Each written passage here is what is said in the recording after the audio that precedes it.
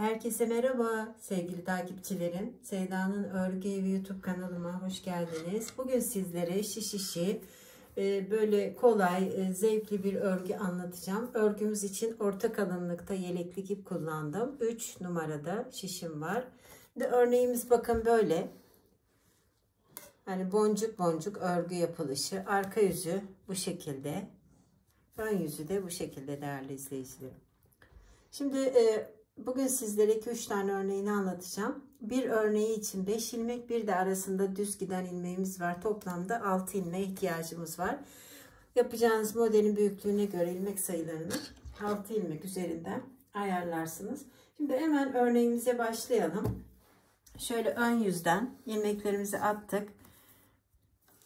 Ön yüzden bütün ilmeklerimin tamamını düz örüyorum sevgili izleyicilerim. Hani modelimize başlarken de bu şekilde. Kaç tane ilmeğimiz olursa olsun hepsini düz örüyoruz ön yüzde. Eğer videomu beğendiyseniz beğen tuşuna basmayı, sevdiklerinizle paylaşmayı, Sevda'nın Örgü Evi YouTube kanalıma abone olmayı unutmayın sevgili izleyicilerim. Abone olmak ücretli değil. Şimdi arka yüze geldik. Arka yüzde de bütün ilmeklerimin tamamını ters örüyorum bir sıra. Çok zevkli bir örgü bu. Eğer videomu izleyip yaparsanız zaten göreceksiniz hem kolay hem de zevkli olduğunu. Her yaşa uygun, ister bayan yeleği ister bebek yeleği yapabileceğiniz bir örgü. Şimdi sıramı bu şekilde tamamladım bakın. Ön yüze geldik. Modelimizin son sırası. Şimdi kenar ilmeğimizden sonra bakın şöyle 2 tane ilmeğimi aynı anda haroşa örer gibi kestim. Sonra yanındaki bir ilmeği şöyle 1, 2, 3. Yani bir ilmeğin içinden 3 ilmek çıkardım. Hemen yanında da 2 tane ilmeğimi kestim. Şimdi arada bir tane düzüm vardı. Hemen onu örüyorum. Bir örneğimiz buraya kadar. Şimdi ikinci modele başlıyorum. Aynı şekilde 2 ilmeği kesiyorum. Sonra bir ilmeğin içinden böyle dolaylı yollardan 3 tane ilmek çıkartıyorum. Yanında 2 ilmeği yine aynı anda haroşa örer gibi kestim. Bir tane de düz örüyorum. Üçüncü modele geldik. 2 ilmeği haroşa örer gibi kesiyorum. Bir ilmeğin içinden şu şekilde 3 ilmek çıkartıyorum. 2 kestim ve kenar ilmeğiyle sıramı tamamlamış oldum. Modelimiz ön yüzde bu kadar. Arka yüzün tamamı ters sevgili izleyicilerim. O yüzden en kolay modellerden bir tanesi yine sizlerle paylaşıyorum. Ve sıramı bakın şu şekilde tamamlıyorum. İşte örneğimiz şu an bitti. Bir örneğim bitti. Bakın. Bir örneğim bitti sevgili izleyicilerim. Şimdi ikinci modele geçiyoruz. İkinci modelde ne yapıyoruz? Bütün ilmeklerimizin tamamını düz örüyoruz ön yüzde. Ben böyle sıramı tamamlarken siz örneğimi yakından izleyin. Sizler için örmüş olduğum parçayı tamamını düz örüyorum şu an. Ön yüzde.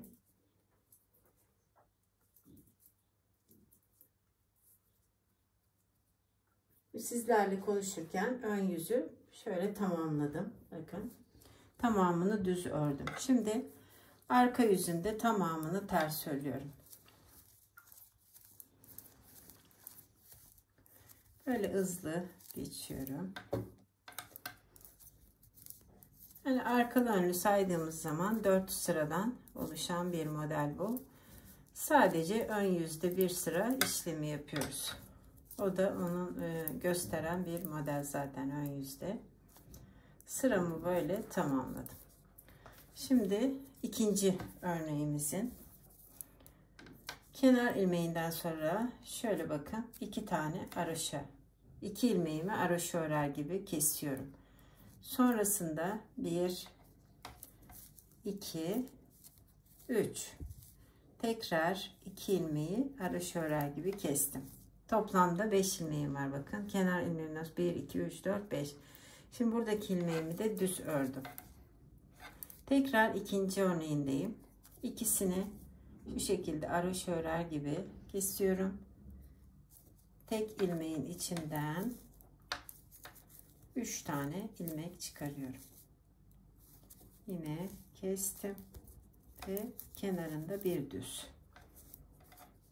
Üçüncü modeldeyiz yine. 2 ilmeği kesiyorum. Üçüncü ilmeği de bu şekilde. Yine 2 kestim ve kenar ilmeğiyle sıramı tamamladım. Şimdi arka yüzde tamamını ters örüyorum bakın. Yani sıramı şöyle tamamlarken siz yine örneğimi yakından bir izleyin.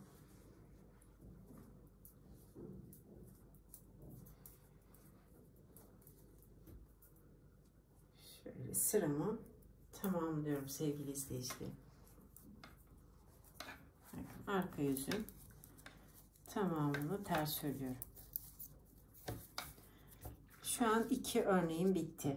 Bakın. Tabii bu ipimiz biraz daha ince olduğu için tam net görünmeyebilir. Şimdi ne yapıyoruz? Bütün ilmeklerimizin tamamını düz ön yüzde şu şekilde. Sonra da arka yüzde ters örüyoruz. Tekrar ön yüze geldiğimizde yine az önce göstermiş olduğum işlemi uyguluyoruz.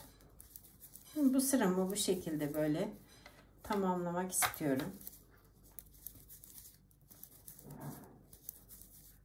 Şöyle hemen. Şimdi arka yüzü de ters, ön yüzde de bu işlem. Bugünlük böyle bu kadar değerli izleyicilerim. Bakın şöyle morun üstünde de gösterelim. Hem zevkli hem kolay dedik. Bugünlük bu kadar.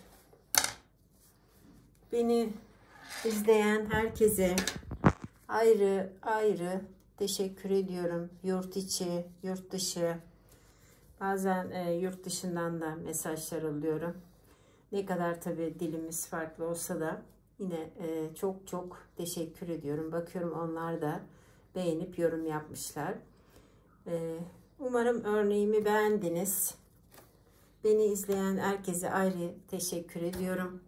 Kanalımıza abone olduğunuz için de ayrıca teşekkür ediyorum. Bizi izlemeye devam edin. Hoş kalın, hoşça kalın. Örgüyle ve sevgiyle kalın değerli sevgili izleyicilerim diyorum.